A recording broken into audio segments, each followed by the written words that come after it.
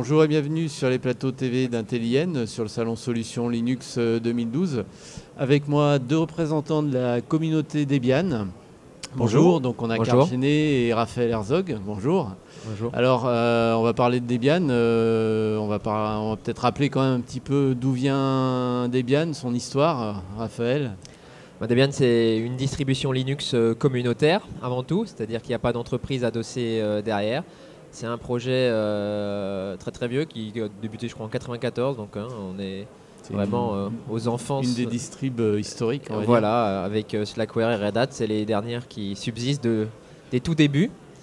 Donc un projet communautaire mondial, avec on est plus de 1000 développeurs officiels et probablement le double ou le triple en contributeurs occasionnels.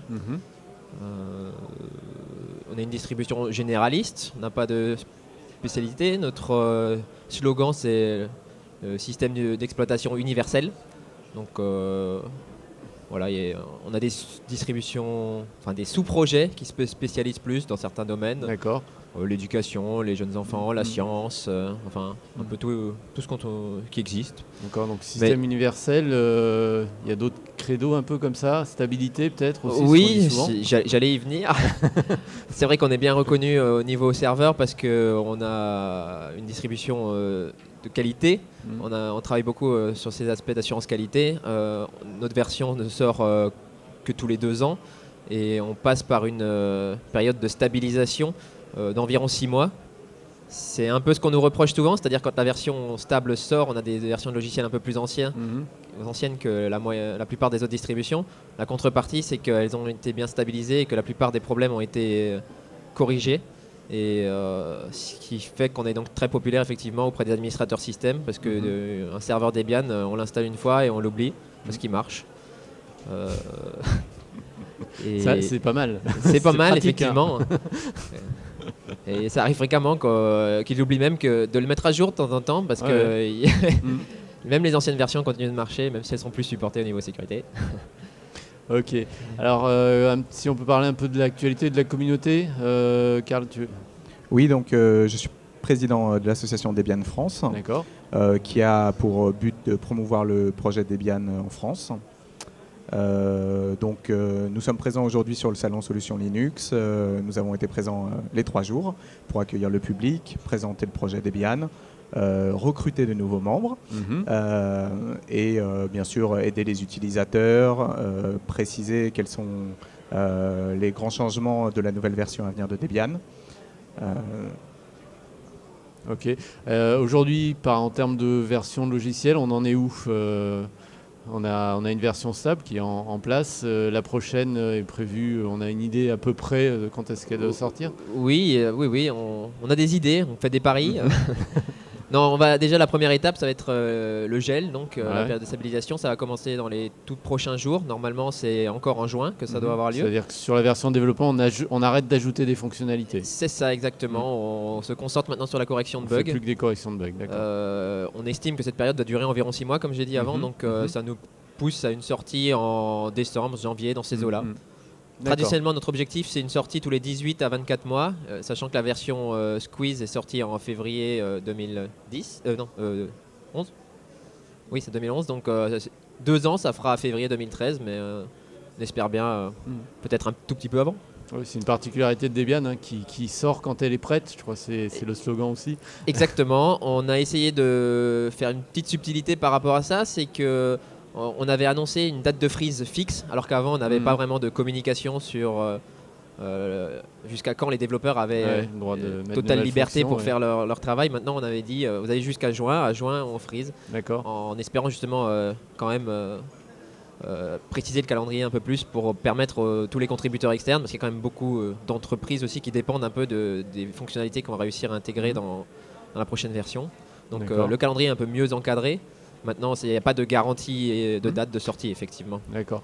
Donc dans cette version 7, il y avait des grands axes de développement ou c'est une évolution classique en montée de version, je dirais, des briques intégrées?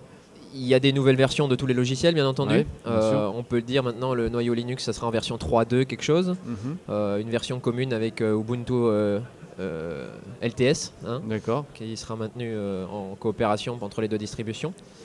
Il y a une avancée assez intéressante, quelque peu technique mais intéressante, c'est le support de multi-arch.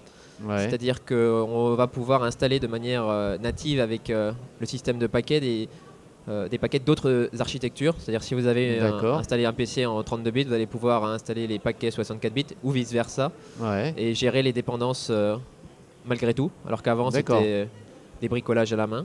D'accord, on va pouvoir mixer effectivement les applications. Voilà, il y a un certain nombre d'intérêts. Pour les postes bureautiques, c'est par exemple de pouvoir utiliser des applications propriétaires 32 bits sur une machine qu'on a installée en 64 bits. Ou alors d'utiliser une machine 32 bits parce que ça suffit amplement, mais pour quelques applications spécialisées en calcul numérique par exemple, d'installer leur version 64 bits. Il y a aussi un intérêt pour tout ce qui est les développeurs qui font la cross-compilation et qui vont par exemple pouvoir installer facilement les bibliothèques ARM sur leur PC Intel et pouvoir compiler avec un cross-compilateur. Préparer leurs exécutables directement sur leur système et pas forcément avoir besoin de la plateforme avec le bon processeur. Exactement. Avant, il y avait un ensemble d'outils un peu spécifiques qui transformaient les paquets ARM en paquets d'architecture native pour pouvoir contourner les limitations. Là, on va pouvoir directement prendre les paquets ARM et les mettre sur le système qu'on utilise. Et la seule brique qui manque, c'est le cross-compilateur qui, il n'est pas vraiment packagé Debian, mais disons qu'il n'y a plus que cet élément-là qui manque et qui intéresse beaucoup de développeurs embarqués. Aujourd'hui, on va dire, Debian a une image un peu de distribution technique ou qui demande pas mal de compétences, que ça évolue aussi un peu aujourd'hui, cet aspect-là. Pour avoir bien suivi les 2 dernières versions stables de Debian, la situation s'est beaucoup améliorée. Beaucoup de problèmes que rencontraient les utilisateurs à l'installation, en particulier le lancement graphique pour les postes de travail, s'est très largement amélioré. On arrive très facilement maintenant à une version utilisable dès l'installation pour un utilisateur lambda. Et quand on parle justement de durée dans le temps, une version, je peux l'utiliser pendant combien de temps si j'installe aujourd'hui la version stable? Bon, alors il y a la nouvelle qui arrive, mais je vais pouvoir la garder encore combien de temps? Il y a un support qui est fait pendant combien de temps sur les versions? Alors, de base, c'est au moins 2 ans, puisque en fait, la durée de vie d'une distribution, elle n'est pas en durée fixe, mais elle est jusqu'à la prochaine version stable, plus 1 an. D'accord. Donc, en l'occurrence, la version Squeeze, quand Wheezy sera dehors, elle sera encore supportée 1 an. Ok, donc j'ai 1 an pour changer de version, 2013. On va dire, en gros, quand j'utilise Debian régulièrement, j'ai 1 an pour changer ma version tranquillement. Malheureusement, c'est pas assez pour beaucoup d'utilisateurs, notamment les gros déploiements ou les déploiements d'entreprise. Pour les entreprises, on aimerait faire mieux. Notamment, en fait, le seul élément qui manque, effectivement, c'est des ressources pour assurer les mises à jour de sécurité sur une période plus longue. Et on cherche à trouver des entreprises qui veulent bien mettre des ressources en commun pour financer ce temps de travail, tout simplement. Parce que bon, effectivement, on n'a pas d'entreprise. Dans le cas de Canonical, ils embauchent des personnes spécifiquement. Red Hat, pareil, mais nous, c'est des bénévoles qui font les mises à jour de sécurité, donc on ne peut pas leur demander non plus de doubler leur quantité de travail comme ça. On pourrait demander aux entreprises qui utilisent Debian de contribuer aussi de cette façon-là et quelque part d'assurer... Exactement, d'autant plus qu'un certain nombre d'entreprises le font déjà en interne pour leurs besoins propres, sur un sous-ensemble de logiciels, mais si plusieurs entreprises faisaient la même chose et mettaient en commun leur travail, on arriverait à quelque chose de satisfaisant. Aujourd'hui, il y a peu de retours comme ça des entreprises qui utilisent Debian ou sans lancer de polémique? C'est difficile à dire parce que on le voit pas en fait. Oui, on le voit pas. Les personnes qui sont bénévoles dans Debian sont forcément affiliées à une entreprise quelque part.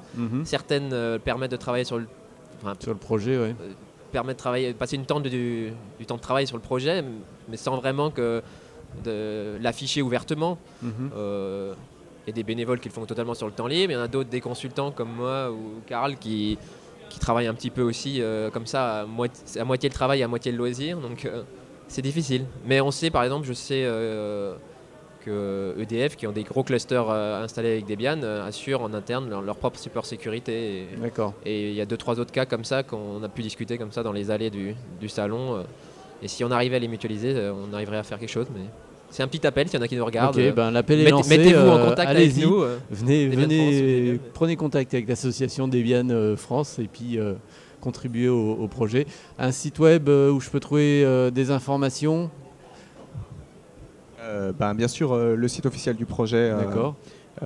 www.debian.org. Okay. Vous pouvez aussi intervenir sur les listes de diffusion du projet, qui sont en langue française ou en langue anglaise selon votre besoin.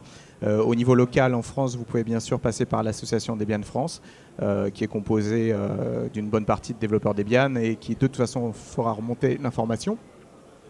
Petit message à propos de l'association france.debian.net pour le site internet. D'accord. Donc petit message autour de l'association. Nous sommes en train d'installer, ou plutôt de chercher à organiser un grand événement autour de Debian en France autour de la fin de l'année. Si vous êtes intéressé, n'hésitez pas à nous joindre en contactant l'association. Si vous avez des locaux, notamment pour nous héberger. Exactement. Okay. Très bien, le message est passé. Merci beaucoup, Raphaël. Merci, Karl. Bonne continuation. À très bientôt. Merci. Merci. Au revoir. Bien.